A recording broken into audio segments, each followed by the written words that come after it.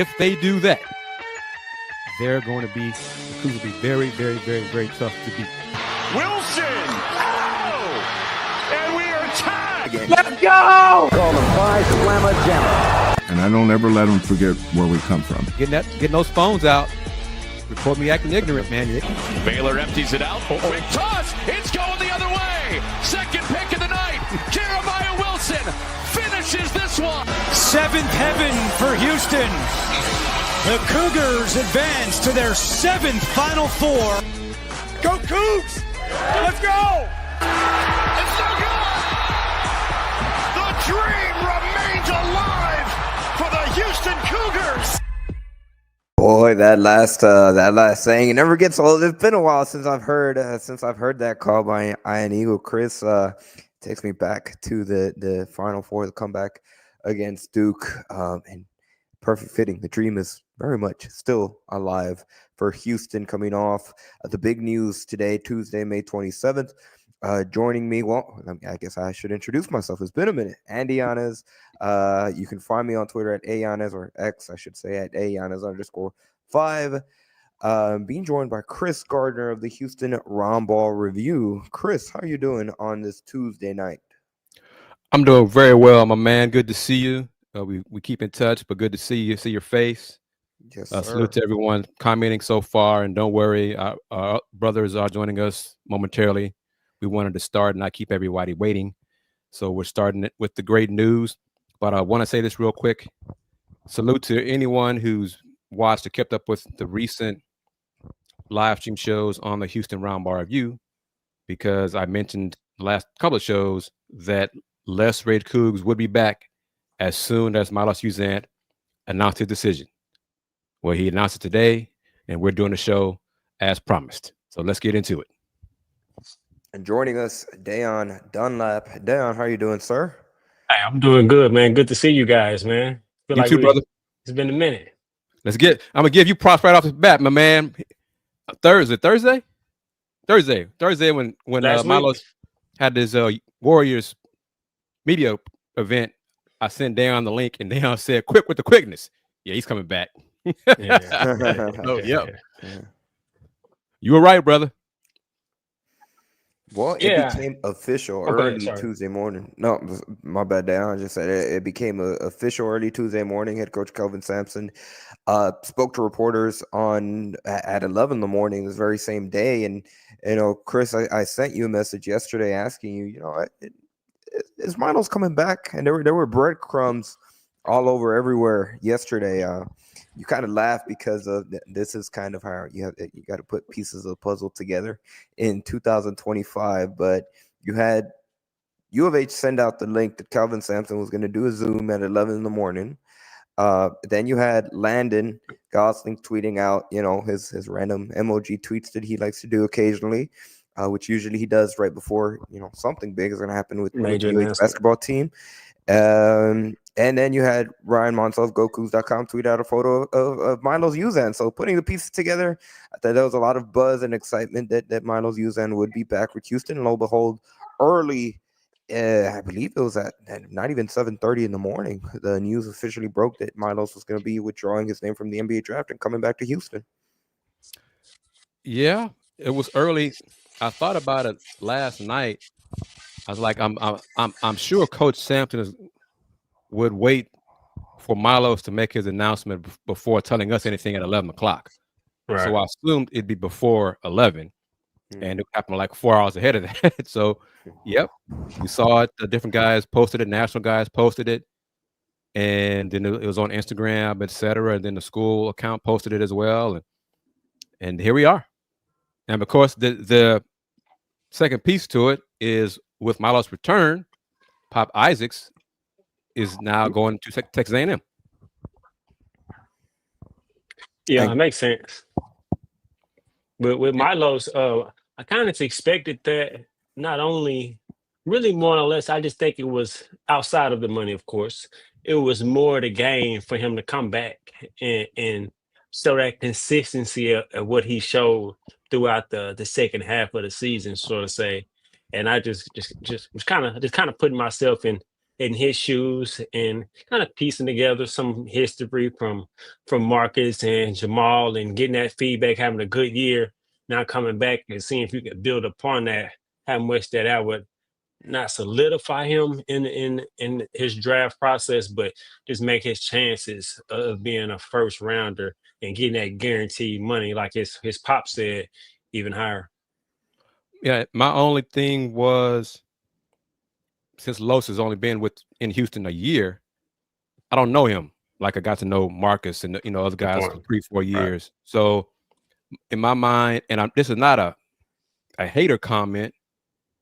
It was just, I don't know Los or his dad well enough, because folks have said one thing and then didn't come through with it. They both said if he does not get guaranteed money, he would come back.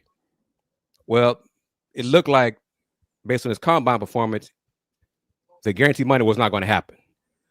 So only thing that would keep him from not coming back was if they decided to change their minds and go against their word. But I, like I said, I don't know them like that, like I did Marcus and other folks. So that was my only doubt about anything like that. So it was all good. Yeah. Yeah, I was kind of thinking that same. Of course, that you're closer and around the team even more, and so I was kind of thinking that in a sense, but kind of more in the less of not only if he gets that guarantee, but just kind of looking at the landscape of guards and what Houston has coming back, and of course he got his spot in which just more the gain. I think, of course, the money is if you get the guarantee, the money, so you can't say that, but. Low first round, second round versus even a better chance of being in a top 20, top 25 pick, I think would show more consistency of what he showed last year. And this was his second time going through the draft process. He did it. He did OU? Yeah, he did it at OU as well. So I wonder what was the difference. That's probably a good question to ask him. Yeah, an availability feedback versus then OU. But I want to see it. I see the comment from Mr. Big Texco. That's a good question. That's kind of what I thought too. Who places that scoring? Because I didn't see Pop as much as a point guard versus, remember at Tech, he was a good shooter and a scorer. Right. So, it could be Los. It could be Chris Senac. It could be Isaiah Harwell. It could be, who knows? I mean, the options are there. That's for Coach Samson to figure out. It could be more minutes and more time for Mercy Miller to shine and come through offensively. Mm-hmm. So it's a question. It's a good question to have. We got to see who's going to answer that question. And the guys, some of the players will start arriving as early as tomorrow, Wednesday. But they can show up Thursday, Friday. Really, check-in deadline is really the 31st, excuse me, this is May, and then be ready for June 1st for the official meetings and all those good things. But yeah, some guys, if they're probably here in town or nearby, they can start reporting on campus on the 28th. Yeah, I think I wish I could be a fly on the wall to see those battles to compete for the minutes coming into the season, earning spots. Because just casual, well, I don't say casual fans, just fans look at 5 stars and McDonald's All-American automatically think, oh, he's gonna play, he's 5-star, he's 5-star, he's 5-star, versus actually coming in and competing against other good quality players who's been in the system, whether it's Mercy or whether it's just you name them, and being able to actually earn your spot. Because I've called high school tournaments where it's 4 stars and 5-star. There's players in the 80s, 90s that's busting their ass, pause. Yep. But it's like really getting. And so I wish I could be a fly on the wall to really be able to see the competitiveness. And I know Coach Samson, like his media ability I watched earlier, he's like, he doesn't talk NIL. He doesn't guarantee players certain positions. So I wish I can, and I think that's why if I was a player, just putting myself in their shoes, I would want to come play for that. Let me compete and earn my spot. Let me come and show why I'm this coming out of high school or what I got, what I've been working on. So that's something I'm really looking forward to see, because he did that even last year with Mercy and Malik, letting them early in the season who earn your spot, earn these minutes, and Malik stepped up. So that's something I'm really, really looking forward to. It's dangerous to assume but we would assume Emmanuel, Milos, and JoJo are 3 of the 5 starters. Oh, no question. Yep. Oh, well, I ain't gonna say that, but They're gonna have a spot. I agree. For sure. Yep. And then it's going to be a question of most likely, I think, Chris Senack, because in terms of big men, so talent-wise, he's supposedly there. Transfer from Sam Houston, I think he's going to be the backup big man, first big off the bench. Coach Samson is very high on Chase McCarty as a shooter. I mean, he said last year. I've been hearing a lot of that too. I've been hearing a lot of talk about Chase. Shoots like LJ Cryer and Emmanuel Sharp. And he's a bigger body. Flemings. So then Mercy Miller. Mm-hmm. So yeah, like I said, it's just going to be. It's a great problem to have. The question is, the first comment we had for the show and tonight's show from Not Too Complicated was championship or bust. I mean, that's the goal. The goal is to win the chip. You know, they were 3 points away from winning it this past season. I'm looking forward to the journey once again. The non-conference schedule is going to be challenging. Big 12 play is going to be challenging. I don't expect them to only lose one game in Big 12 play. I mean, because the Big 12, you know, no shade on them being a good team and talented. But y'all know how I feel as we've been doing these shows. The goal is to get those 6 wins. In the season with a 6-game winning streak. Whatever happens before the tournament starts will be nice and fun to enjoy, but get those 6 wins to end the season. Well, you guys both alluded to Kelvin Samson and what he had to say to reporters this morning. Let's hear specifically what he had to say about Milos Uzan. And Chris, you started off right off the bat asking him about Milos, and here's what Kelvin had to say earlier today. What are your thoughts on Milos' decision to withdraw from the NBA draft and return to UH? You know, whatever he decided was going to be fine with me. You know, we tell all our guys to, you know, if you put your name in the draft, be selfish. This is your life, nobody else's. You don't feel obligated to anybody. These guys didn't, when they come from high school, they don't want college to be their last stop. You know, a lot of them, the ones that have those aspirations, want to play in the NBA. You know, Milos felt like that was the best decision for him, and so good for him. Thank you, Chris. We'll go to Chris Baldwin with Paper City, Houston, please. Chris, please go ahead. Hey, Kelvin. Hey, Chris. How much contact did you have with Milos, you know, during the draft process, and what did you guys talk about at the very end? Not much. You know, I saw him in Chicago and talked with him before he played. I think that was a Wednesday, and saw him, talked to him about some things that I thought he needed to be good at in those workouts. You know, those workouts mean a lot to those teams. But after that, probably didn't talk much at all. Text, you know, I texted him and asked him, was he healthy? He sprained his thumb in one of the workouts. It was bothering him, but I think he called me.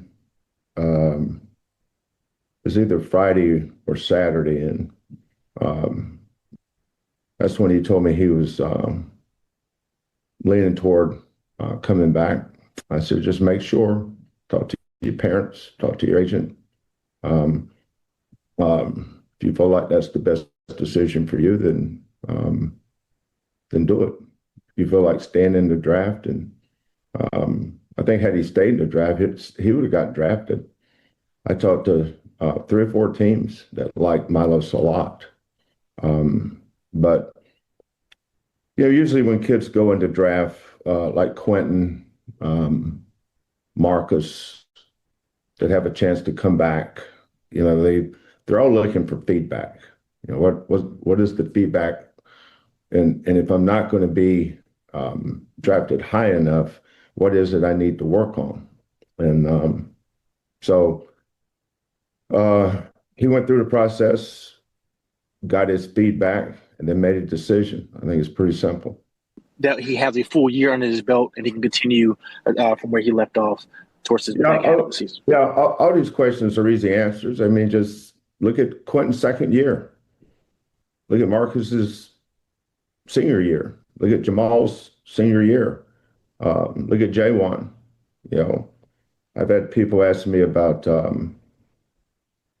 did I wish that J1 could make threes?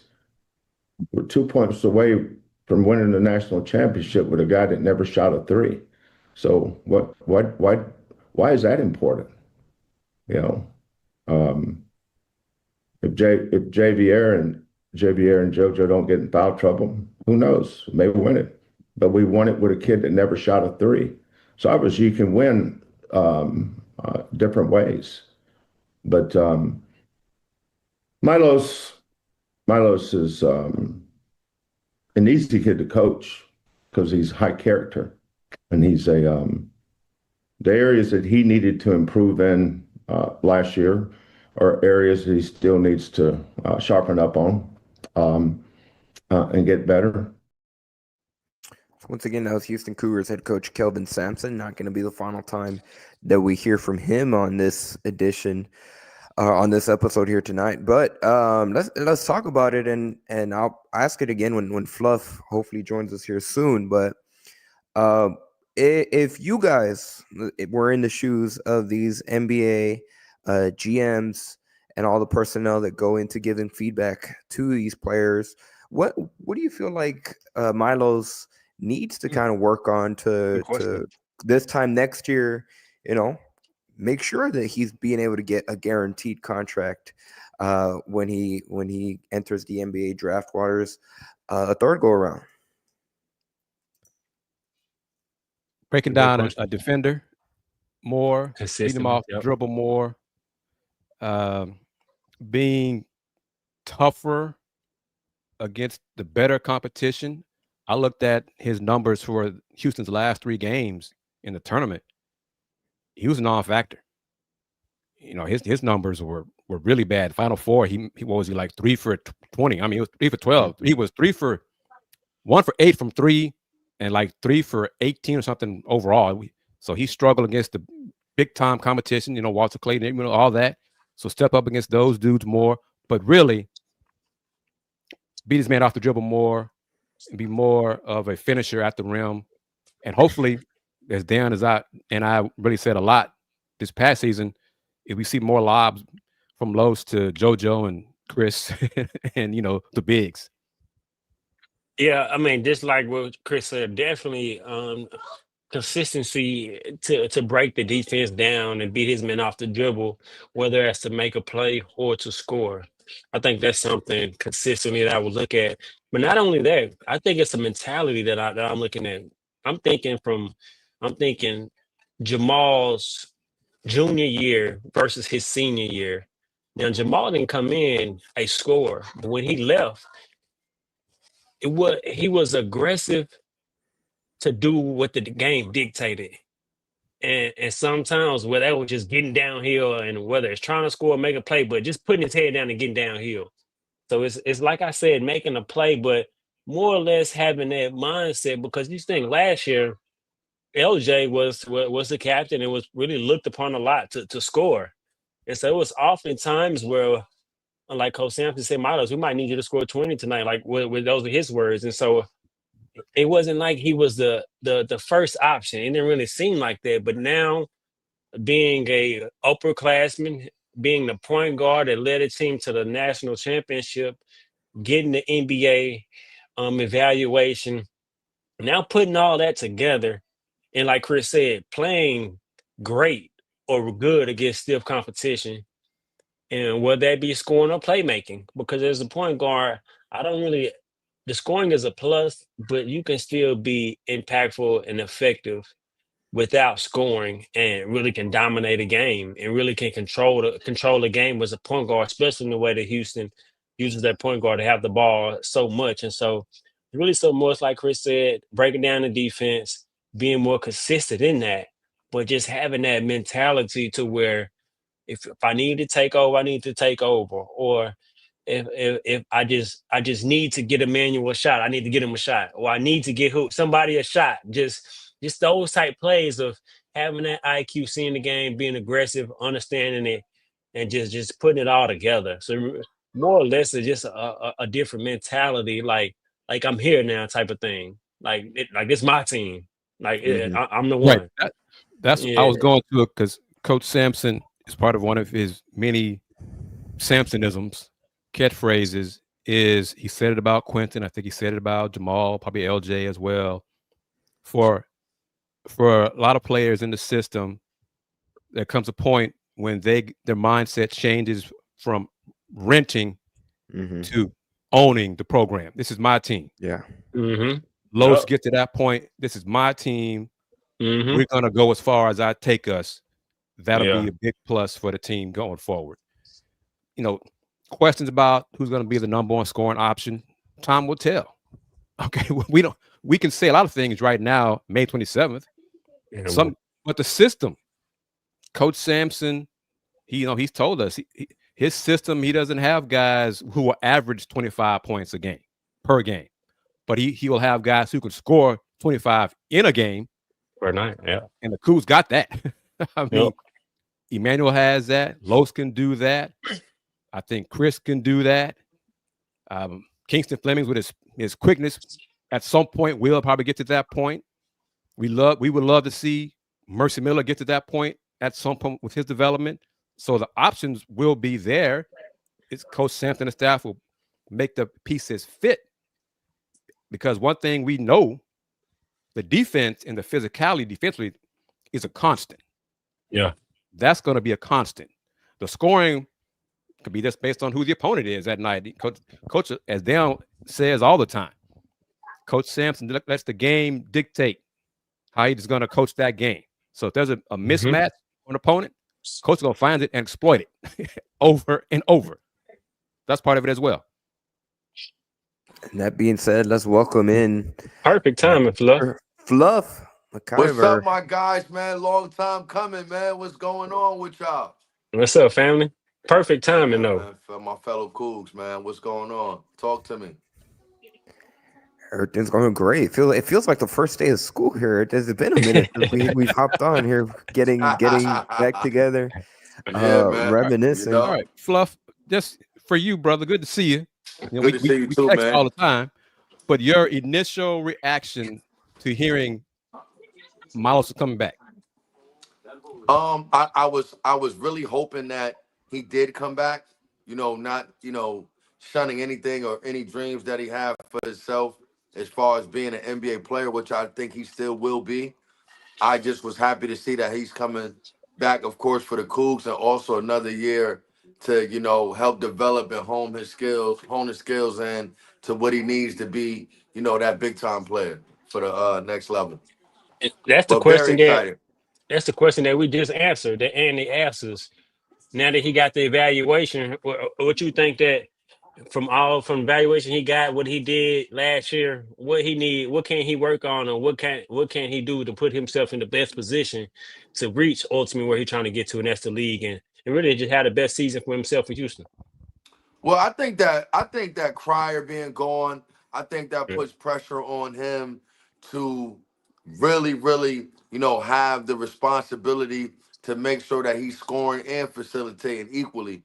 I think that that's going to be big time for him, because now this year, with the young guys coming in, we need him to be that big time scorer, big time facilitator, and also defend as we know that Coach Samson wants us to do. So I think that responsibility is going to put the pressure on him, because we know he had a lot of great moments last year. And I remember in the beginning of the season, we like, ooh's got to bring it.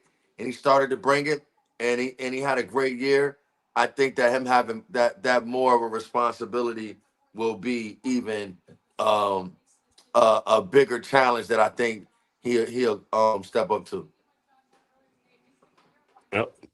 And I want to say this, Coach Samson, he mentioned this during today's media session.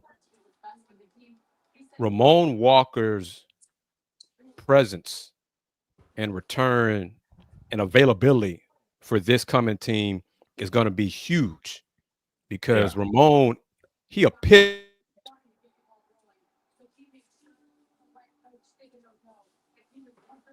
Did we lose Chris Freeze on y'all screen? Yeah. Yeah, I'm thinking, man, maybe my Wi-Fi ain't rolling. Chris, you right. froze. You froze. Hey, I was about to finish his statement. I know exactly what he was about to say too. That's weird because I was saying it. Go, Chris, go back because you was tough, okay. So go back.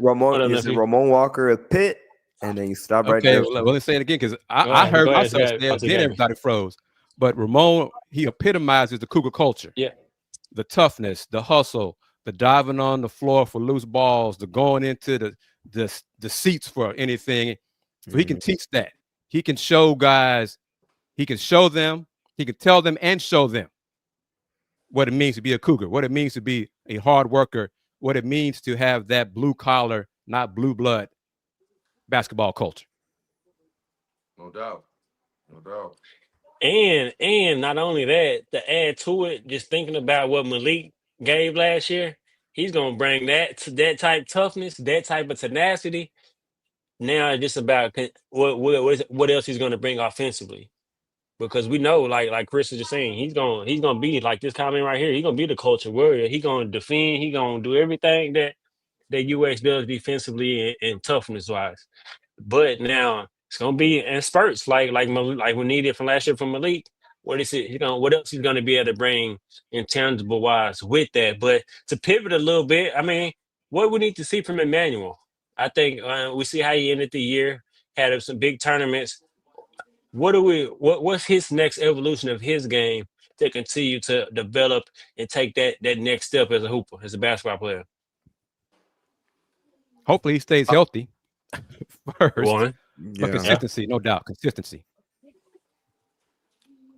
I think that, this year he's gonna have to, I think Emmanuel is gonna have to dig in his bag of being more of a facilitator because not saying that we want to take the scoring away from him, but he's gonna have to pick and roll and drop off the pass to the big. He's gonna have to make that, cross court pass for the, the guy coming from the corner. He's gonna have to make plays for some of the young guys who might need to catch and make things happen. So I think that, he's gonna definitely do all the things he needs to do, but at the same time, I think that he's gonna have to be more of a driver to the basket. I think he's gonna have to, really just, create for others more this year than he was called upon to do last year because that basically was Ooze and Cryer job, like basically the whole game. And even Roberts, if he commands the double, what I mean? He's passing out of the double. So I think that, he's going to have to be more of a facilitator, come the season start. This is a good question. And agreed. One of the things that there really is exciting about this upcoming team is that there's just so much obviously there's so much talent that there's just so much versatility in how this team can play. Not too complicated. He asked, who will be the Cougars' low post threat next season? Obviously, Jawan Roberts no longer with the team. Who's going to be the guy that slows down the game for Houston? I mean, I assume Chris Senack. I assume that. I mean, we speaking upon development. I want to see the next step for JoJo. I mean, it was very, very sparingly when they threw it to him on the block, and he actually made a post move and scored as a low post threat. And so I want to see that development. Does he take the next step offensively and become a low post threat? I mean, we only seen Chris in high school, but from what I've seen, I think he's going to transition very well. I expect Coach Samson to isolate him in that mid-post area to allow him to whether beat this man off the dribble, kind of like he did with J1. So I expect Chris, but I want to see Chris Senack. And we know Chris, can you give him 30? KG? Not anymore. Not anymore. Not anymore. Hey, No. even Fluff can give him 30. He said that time, Fluff. He said that. I didn't say he said They still on that. Nah, but I No, want to see that was Joe. crazy, Chris. I was like, wow, I done really got over the hill, man. Dang. You know what I mean? But I've been working to get back in shape, so you know what I mean? Maybe I can teach some lessons to some young guys this summer. I don't know. You gotta come down here, brother. You gotta come hang with us one time, man. I got to. Now I expect Kris, C-Mac, but I want to see JoJo too, though. I mean, what y'all think? I think JoJo needs to really, and I hate to say this because sometimes you just don't know what a guy's ability is, but because I was gonna say JoJo needs to work on his offensive game, but it never was his role. So I don't. Right. It might be things that he got that we don't even know he got. No, that's a good point. So I will say I'm gonna wait till the season comes. You know, by default, we need him to do more with Roberts and losing Cryer. We're gonna need him to do more. You know what I'm saying? But you know, I can't say what he need to work on because I don't really know all the way what he got. I mean, his whole role was defensive rebounding. You know what I mean? So Yeah. we we saw with Javier Francis this past season, right? Just a little bit more, just the work and development that had gone in with U of H in spurts.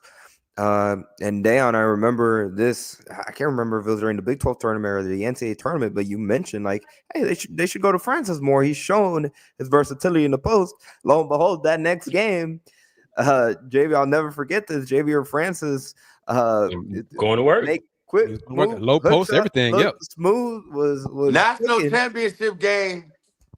Best player. He came to play. Yeah, he came to play. Yeah, and foul trouble hurt him and his team in the championship game because that dunk he had that needs to be part of the NCAA highlights. Oh my God! Yep, for forever. Yeah. I mean, but that just goes to show what's going on with Francis. I haven't heard any updates. I thought about him Saturday or Sunday about getting an update. I don't know, but I mean he's not coming back here, so. Man, I sure think that he could shine if he stayed at another year in college. He could be a double-double. But like to Fluff's last point, that wasn't his role. Just imagine it was a game where J1 took 18 shots. Yeah. I was just imagining. Imagine if JVR took 18 shots in the game, had that many touches. He'd be 13 for 18, 12 for 18. Yep. Yeah.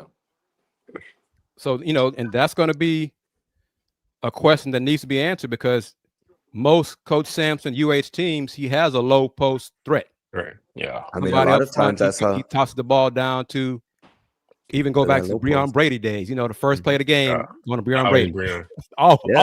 Kind of thinking back to Jarris, even though Jarris kind of was there, but he would play a lot in that mid post area to where he could put it on the floor. That's what I kind of when I'm envisioning from what I've seen from Kris Gardner. Yeah, the ability to kind of catch it in that area and slow the game down, like Coach Samson like to do, but also have the skill set if he needs to catch it on the block and be able to do that as well. This for all of y'all. We are pretty sure Coach watches this show or gets feedback from this show. I sure would like to see Coach, and the players have to earn it, clearly, but go to 10-man rotation. 10-man because this team on paper looks really, really deep. Up front, backcourt, go 10 deep. And I mean, game in, game out. Not just non-conference against some weak team, getting there by some run. I like to see him in Big 12 play going 10 deep. And wearing folks down with the physicality of defense, but also giving them buckets. And y'all can't stop us. Okay, we're going to crush you defensively and light you up offensively too. What do y'all think? I think we got to go 10 deep for what we have. Yeah. I don't think if we go with our top 10 players that we have, I don't think anybody deserves to just sit on the bench. My opinion. I think all 10 can play. Yeah, I agree. I mean, we could name them if you want. If you guys Yeah, want to run it down. I got it right here. Run it down. Go ahead. All right, and it's I mean, start with the starting five, Chris. We know the starting five. Sharp. Or projected starting five. Yeah, Sharp, Los, JoJo. Yeah, that's three for sure. Chris Cenac. Probably Isaiah Harwell. Probably. That's 5. Mercy Miller, 6. Kingston Fleming, 7. And that's not in any particular order, so I'm just going off the list. That's 7. Big fella, Khalifa Sacco from Sam Houston State. Be the first big off bench. That's 8. The sniper, Ramon Redshirted McCarthy. McCarty, that's 9. Ramon, that's 10. Did we mention Kingston? Yeah. Oh, yeah. I said Kingston. Yep. I didn't say Cordell. I didn't say Sid. I didn't say Jacob. So at 10 seems to be rock solid. Well, I think we 10 rock solid. And I think that besides Ooze, because, Coach is big on history. Coach is big on, listen, he was in this game. Like, the guys that was in that national championship game, they are going to play. No question. no question about it. He's not wrong. But I think that besides Ooze, Sharp, and JoJo, it's up for grabs. Not saying like it's not even. I think it'll be different. Not saying different lineups, but it'll be different combinations throughout games that he'll try and go with. He has a lot of options. He could go 3 guards, 2 bigs. He could go. I think we might see him do a lot of times. We might see him go 4 guards, 1 big, or 4 perimeter players, 1 big. I think with this team this year, we have a lot of options for the Cougars of what we could do. I really wish I could see that. Like I said, being a fly on the wall to see the competition. Who's gonna earn them that second wing minutes? Like, cause I mean, you got Hartwell, you got Mercy, like, but you still gotta go. You gotta. I want to ask you this, Day, and I think Chris just said it, but why you guys know who my favorite freshman is? Kingston? Who's my favorite freshman? Kingston Fleming. So this is my thing. Why are we saying Hardwell that fast? Because I think Sam gonna view him as a point, and he gonna run him as a point, and he gonna have him right behind Milos. Just in my objection, how I view it, I think he gonna kind of develop him and work him as a peer point. And I mean, not to take away his game from his. You talking about? You don't think he can play with Ooze too? Now you talking about Kingston? I'm about Kingston. Yeah. Kingston. Yeah. Can he play with Ooze too? That's I think there'll be stretches. But I think just the way Sam operate, from what I've seen, if you a point, you gonna back up the point. I mean, I think like you said, Fluff, there'll be different lineups where he gonna play with. But I just from how I see it, I think them other wing spots is up for grabs. I think his time is when Lowe's gone, this you all the way. I think it's that type of deal. He might not guarantee it to him like that, but I think that's how it is. But those other spots, I think it's a little different. Yeah. But with Hartwell being in Mickey D's McDonald's All-American, right. But also Mercy being there a year, that's why I'm wondering, like, I think Mercy's the odd man out. Can you sit on the bench? Can he come off the bench? Or Chase McCarty. And Chase McCarty. Yeah, he got redshirted. A shooter. Yeah. He's saying that he Coach Samp is how, I mean, like, the staff is how I'm hearing that too. Yeah. I'm hearing that too. A lot of that. Yeah. Yeah. Mm-hmm. I think Mercy's the odd man out. Could be. My opinion. He's going to get a chance to earn it, though. Yeah. So Mercy, and that's what I think, and Isaiah.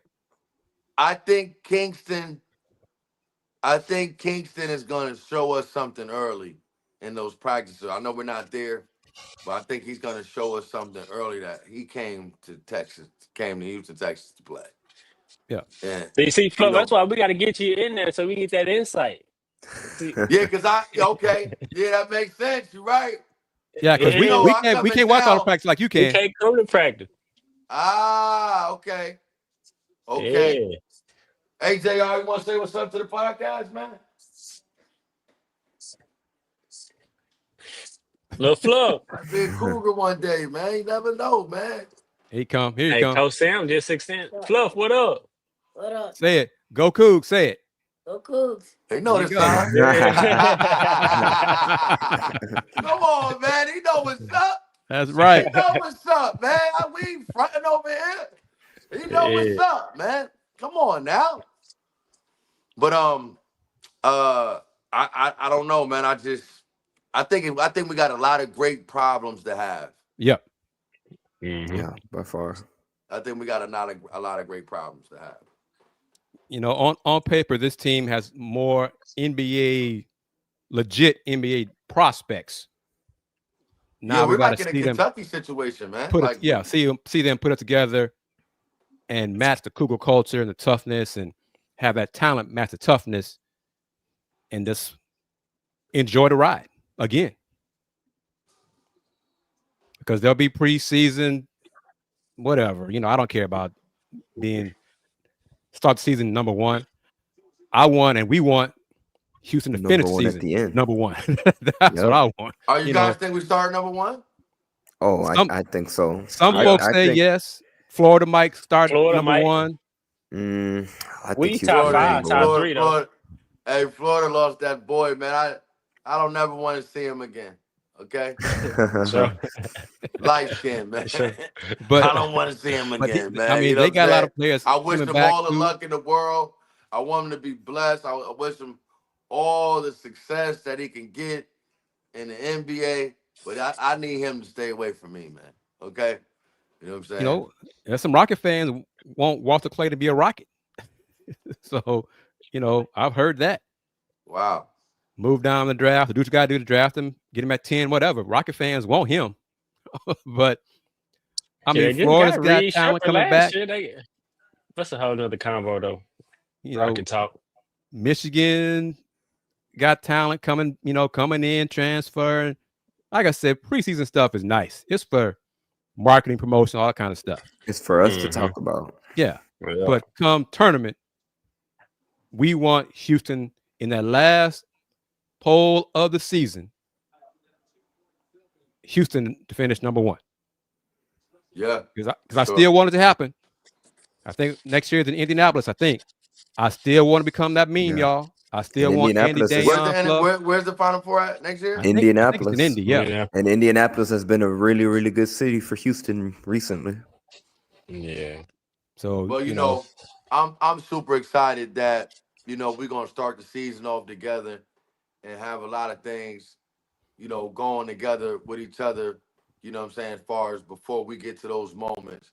So I think that it's going to be great to go on that journey with you guys, like from the beginning. You know what I mean? Yeah, looking forward to it, man. Because I kind of came in, like 3/4 season, maybe? Yeah, something like that. Or mid. Yeah, when did you come in? Was it I think it was right before conference play. Yeah. January or so? Okay. It was around that time. But yeah, you know, it's gonna be good to come in early. But you guys are right. I gotta do my job.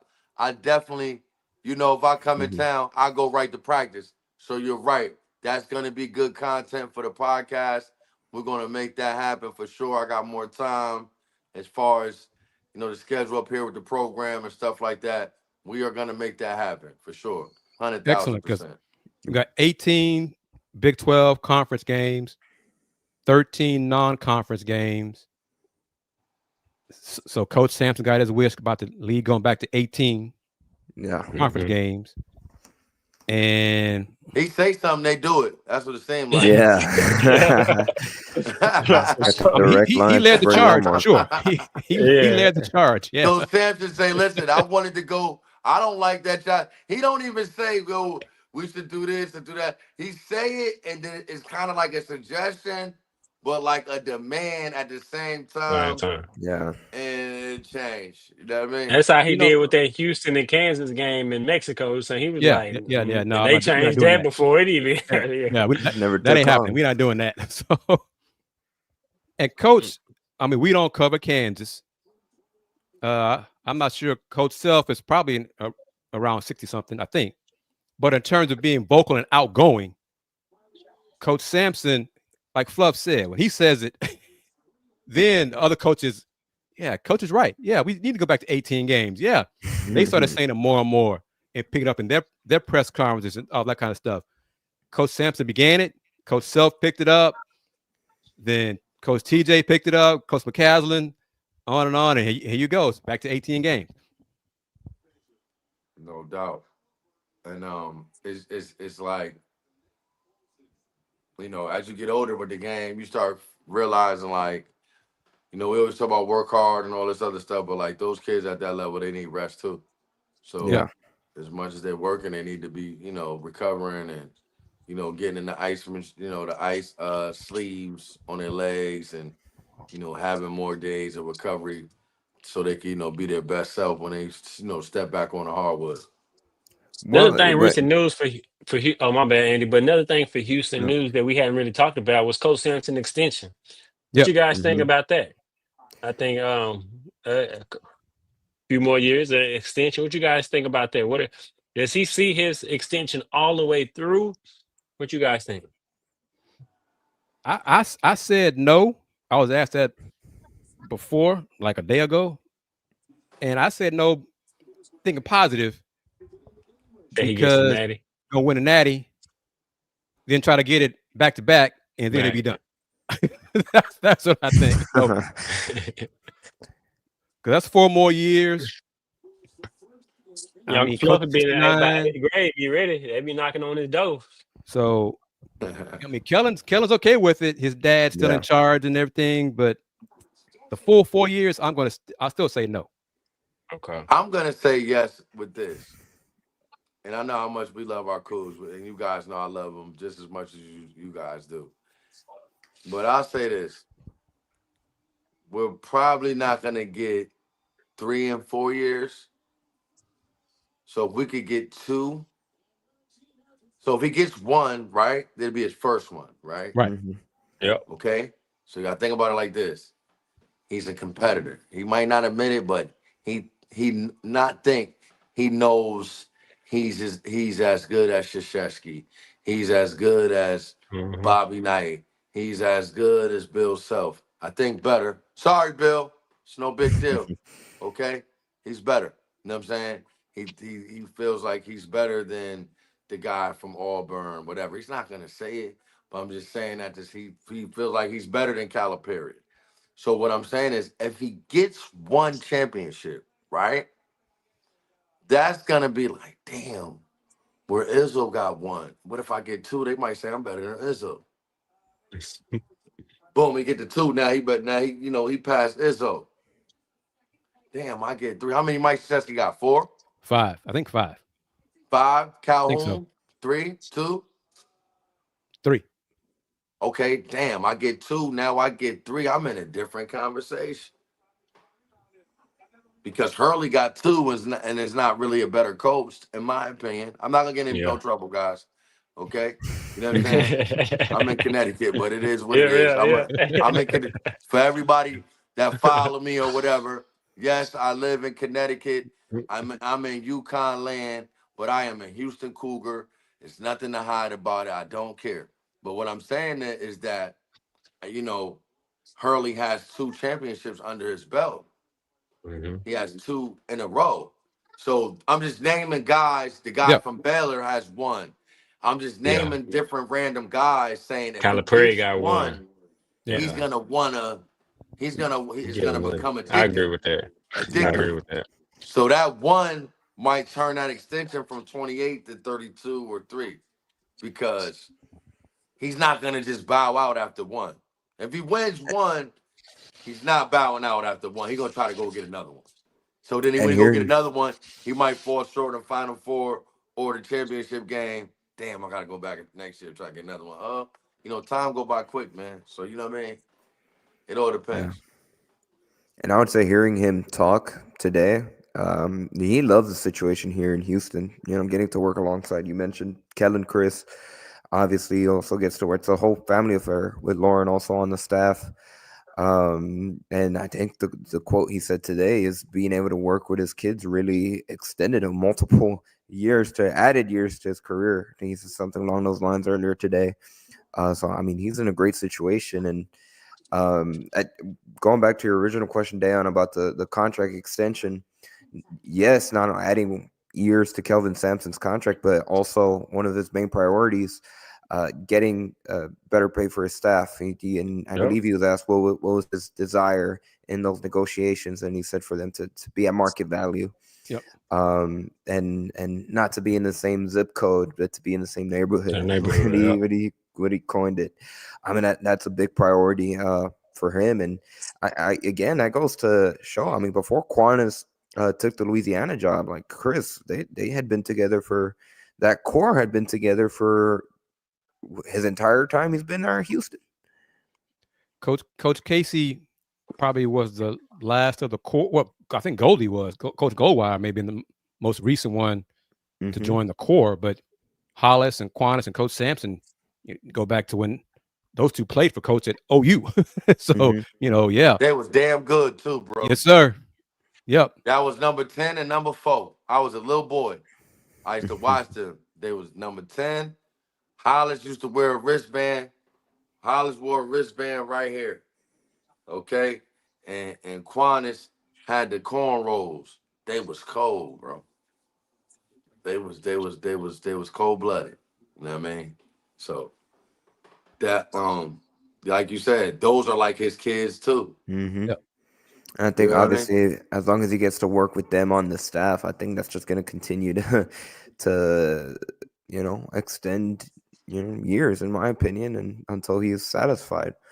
And Kelvin Samson could very well be the type of person that is never satisfied and just kind of keep going and going and going until maybe he really reaches the line. He's like, you know what, enough. But I think I wouldn't be surprised if he reaches the end of that contract. Y'all kind of know I'm going to go with the answer to this question. What do y'all think?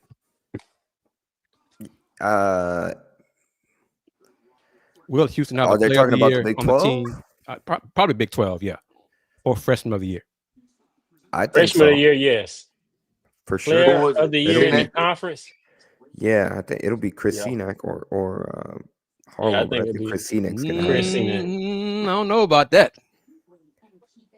Who would you put, Chris, or who's in that? Because they got old boy at BYU too. BYU, AJ at BYU. That's right. You gonna put up some Darren numbers. Peterson at Kansas. Damn, we gotta play him. Darren Peterson at Kansas. Yeah, they gonna put up some numbers. Damn. You're gonna put up the numbers, yeah. I just thought about it. I mean, damn, we got at the same time BYU. Why didn't we get I gotta make a call, man. Why didn't we get one of them? What you mean? Oh man, why we didn't get it just came to me. I wasn't even thinking this whole time of recruitment. Why the hell we didn't go get Dwayne Peterson or AJ DeBasser? BYU got more money than our collective. Okay, got it. That's fine. Okay, that's fine. Okay. On that one. The bag they got. That's fine. The bag they got. Come from on, BYU. AJ. You could have came to us. You went to BYU for the $7 million, AJ. You could have came to us for the $5 million. We ain't there not yet, Fluff. We ain't that level yet. Not yet, no. 3? For one player, we didn't need to talk off the air. Talk off the air. Yeah. Player of the year, I think Milos can have that type of year. Yeah. Yeah, player of the year, I think is going to be more a team award. Team success, yeah. Team success. Best player or a player who has Jamal Shedd's season. Yeah. Right. That's what I'm saying. I think he can do that. He can have that type of year. Yeah, I can see that. Even Emmanuel has could. I don't know. But I would say Milos first. But yeah, freshman of the year, freshman's more, individual numbers. Mm-hmm. Yeah. So yeah, I don't see Chris or Isaiah or Kingston or whatever, getting that. Because Peterson at Kansas, the ball's gonna be in his hands a lot, Yeah. a lot at KU, and AD Banter as well. I'm looking forward to the games, the Big 12 matchup, seeing what games are gonna be on ESPN, CBS, ABC. How many times? Probably the conference will probably schedule Houston versus BYU twice because of the freshmen, the 5 stars. You know, so yeah. Kansas twice, done in the past 2 years. Gotta have Iowa State twice too. I hope so. Yeah. Well, on the topic of schedule, I have one more video I want to play from Kelvin Samson, where he hints a little bit about the non-conference schedule. And here's what Kelvin Samson had to say about Houston's upcoming non-conf. Kelvin, have you schedule-wise any little nuggets there, exhibition, anything you plan, or anything that's like contracts done that you can share? We get a lot of requests on those exhibition games. That's how I remember Tony Bennett and I were talking. He wanted to come to Houston to scrimmages like Duke did. Who else were we scrimmaging? But anyway, he wanted to scrimmage, and I just said, why don't we just play, Tony? If you want me to come to Virginia first, I will, or you come here. And that's how that is. Coach, I think NIL has really impacted home and homes with teams. You see more and more neutral site games because there's an NIL component with it. And I don't really like that because I think there's a responsibility for the coach to play some games at home. I'd like to play some of these games we're playing on neutral sites. I'd rather be playing them at home in front of our fans so our fans can see our team, because our fans are such a big part of our success. But it's hard to pass up the dollars that you get playing these it's like the Players Era tournament. I know who we're going to play the first 2 games. I mean, I don't think I'm allowed to say it right now. But then we have some other, we're playing Auburn and Birmingham. That's a return. We're going to play another game at, I guess that's a nugget. We're going to play another game at the Toyota Center this year. We're going to play another neutral site game. I'll just say the Northeast. So our schedule's about done, though. I think I try to get the schedule done as soon as I can, but our schedule's always good. There's a reason why we're where we are with the net every year. It's because we know how to schedule here. We're really good at that. So once again, that was Houston Cougars head coach Kelvin Samson talking about the schedule. Here to UConn land. You think so, Fluff? Chris, what do you think Northeast, bro? I'm gonna smile. I wouldn't be surprised. I'm gonna smile because, where you going? Because I'm just gonna smile. Fluff might have hit it right on the head. I'm just smiling. He's just smiling. He's not saying anything. Not saying anything. I'm just smiling. I'm gonna cut a rug. I'm just smiling. I'm gonna cut a rug. I'm just smiling. If them Houston Cougars come, listen, when they came before, look, when the Houston Cougars came before, when it was an American, they was an American. It was cool. Mm-hmm. It was cool. I went to the game. It was cool. I sat right behind the bench. It was cool. But if they come to UConn country this year, I'm willing to get kicked out of the state. They're gonna come. They're gonna have the truck outside my house. They're gonna say, "Man, it's time for you. You're gonna have to go." You know what I'm saying? That's how crazy that'd be if them Houston Cougars come here and play them UConn Huskies, man. And we ain't losing. Yeah. Okay. Yo, Andy, send me this, man. I'm gonna drop that on Connecticut tonight, man. You know what I'm saying? I got you. Yeah. Because they be on me like. They be on me smiling. like I'm gonna say something different. They go, well, Fluff, you from Connecticut. I go, what the hell does that mean? I went to the University of Houston, bro. Okay, I wore red and white for real. What are you talking about? Northeast, he ain't going no. If he say Northeast, he is coming here, man. Oh man, And Chris just keeps yeah. Hey, smiling. listen, man. I had to get y'all up here, man. Y'all gonna have to come. We gonna have to go Yeah, I'm do gonna, that I'm gonna game have to make that live trip. in Connecticut, man. Come on, that's the big one. Chris probably coming to that one. We might have to have a group call, brothers. That's all I'm gonna say. Well, on top of that, he mentioned Auburn. They're gonna play Auburn in Birmingham. Did Pettiford stay in the draft? The freshman? Pettiford gone, bro. Pettiford, man. Because he was killing tomorrow's it in the last draft day. too. Yeah, I think He was killing the draft. His little scrimmage stuff. Oh man, he was killing, bro. I think he gone. Yeah. Okay. And then obviously we know they're going to be part of the Players Era, the festival in Las Vegas, which Kelvin said in that clip he already knows the two opponents they're going to play, but smiling there too. He said he can't announce it yet. They're going to play 3 games again, correct? Right, Chris? Yep. Hey, I think Coach Samson should go with the whole white beard on him. He should. I seen that. I said, man, Coach, man, just go grind me on him one time, beginning of the season, man. Just come with the all white one, man. I think that'll be good on Coach.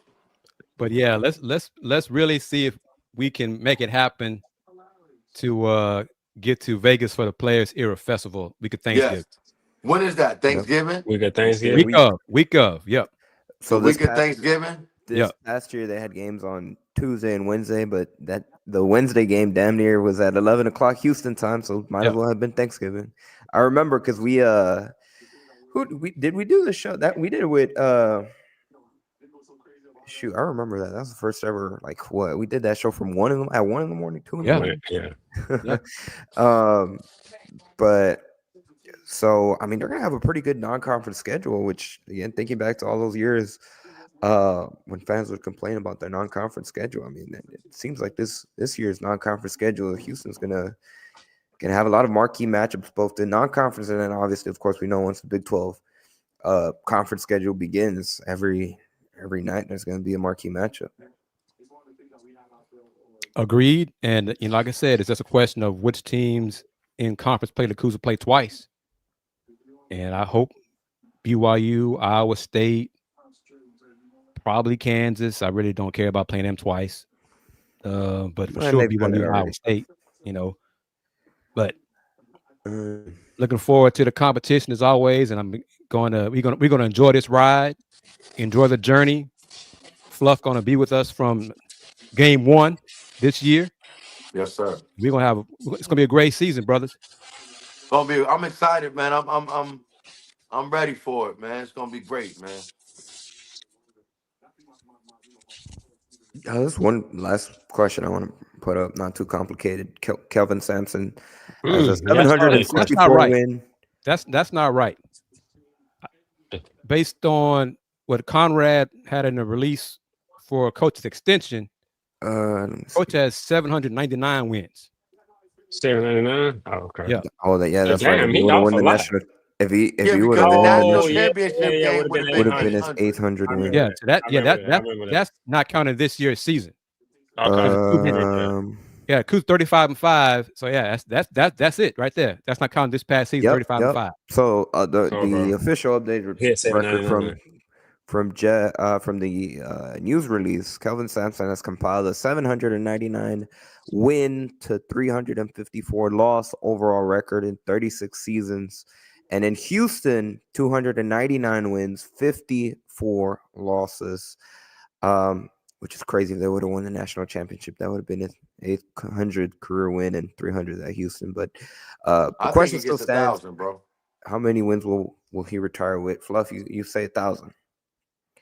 I think Coach Samson is gonna coach another 8 to 9 years. How old is Kelvin? 69. 69. I mean, shoot, dude, I could see him at least get to 75. If his health is in if it's as we pray it is, if his health is intact, he will coach. I'll say that from what from what I'm judging, I think if his health is intact, because you think about it, it's only one movement that he will make, meaning that if he stops coaching, he goes from the office and being, like you said, being around his kids and being around the staff to the couch. Right? Yeah. I mean, if we're just being honest about it, he goes from there and being active and going to the games and whatever to just being home. That's going to be a hard. He could be a fundraiser though. True. He might be the program's first general manager. I was thinking that too. We don't have I it. think that no. We'll talk about that later. Nope. No, we don't have I a think GM. they'll keep him in some capacity too, regardless of whenever he does retire. He'll be like Mike Krzyzewski. Yeah. Mm-hmm. And How is Mike they need a, Krzyzewski? He's in his 70s. Yeah. Oh wow. He's up there, and he's had more health issues than Coach Samson has.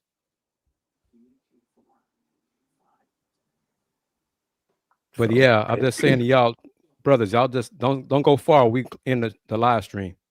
Okay. Well, on that note, that's pretty much gonna do it for this special edition following the news of Milos Uzan returning. This is gonna be it's exciting because it's a really loaded 25-26 roster for the Houston Cougars. We're talking about this barely May 27th. So Kelvin Samson said the first game of the regular season for Houston will be November 3rd. So we'll see. Though hopefully those 3 months Zoom, or not 3 months. I'm thinking ahead. Those 5 months Zoom pass quick, and before we know it, we'll be starting a brand new basketball season. Big thank you to everybody that took the time out of their Tuesday night to join us on this edition here on the Potsdam Jamma YouTube channel, the Houston Roundball Review YouTube channel, or on the X account Potsdam Jamma. Those platforms, or maybe you're listening to our audio only platforms. Whenever you may be listening, big thank you to each and every single one of you guys. Follow us on social media, Potsdam Jamma on X, Potsdam Jamma on YouTube, Let's Rage Cougs on Instagram and TikTok. And that being said, I'll toss it over to you, Chris. Thank you, Andy. Appreciate everyone joining the discussion on Let's Rage Cougs. Andy and Dayon, I believe, are going to be at Big 12 Football Media Day in July. The Houston Roundball Review will be there as well, so you can support us year-round. Support Potsdam Jamma, support the Houston Roundball Review. Advertising options are available for us, and if you want to be part of helping us, our trip to Vegas for the Players Era Festival, or help us be part of our road trips for games, non-conference and or conference, email Andy with that info. But as always, thank you for your support. We appreciate it. As always, spread the word about Let's Rage Cougs. Spread the word about the Houston Round Ball Review. And I'm going to wrap it up. For me, since 1994, the Houston Round Ball Review. Local name, global perspective. I did my headline different this time. We got to fix that, Andy. But just want to say shouts to the guys, shouts to the podcast. Congratulations to Coach Samson on the extension. Very excited about our team coming up this year. Fell short of national championship game. I think we're coming back even stronger. And, we're stronger together, man. Alumni is strong. Everything around the school is strong. So, looking forward to a great season. Our handle, Fluff, McKiver, Elm City Elite. Got some young puppies that's coming up in the game that will be on TV coming near you in the future.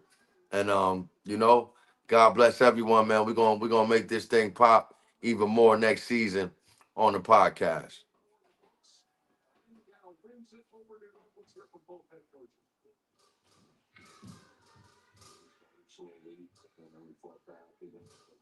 He muted there.